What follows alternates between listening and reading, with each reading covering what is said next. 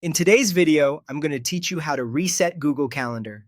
If your calendar layout, alerts, or times feel out of sync, a quick reset of key preferences can bring everything back to a clean, predictable state without deleting any of your events. Start by opening Google Calendar. If you're on a computer, the web version gives you the most complete set of options. Once you're in, look to the top right and open the gear icon, then choose Settings. We'll make a few targeted changes here to return things to their defaults.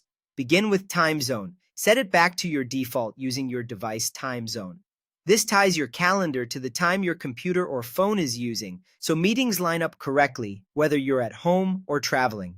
Choosing the device time zone also helps avoid those surprise shifts where events appear an hour early or late because an old manual time zone was left in place.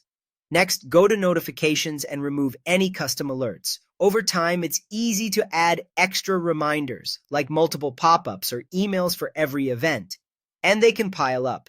Deleting the custom ones here clears out those extras so you return to the standard behavior.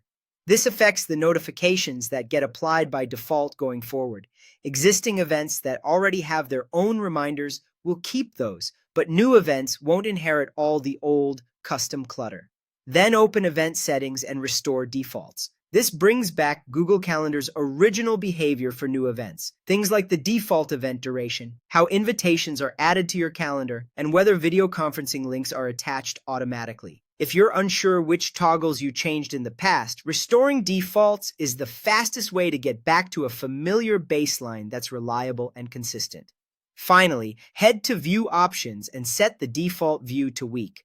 That way, whenever you open Calendar, you'll land on the standard weekly grid most people prefer for planning. You can still switch to day, month, or other views at any time, but week becomes your starting point. Your changes save automatically, so there's no extra button to press. Click back to your calendar or refresh the page to see everything applied. If you also use Google Calendar on your phone, these settings sync with your account, though some mobile screens may look a bit different. That's the reset. With your time zone, notifications, event behavior, and default view restored, your calendar should feel clear, consistent, and easy to manage again.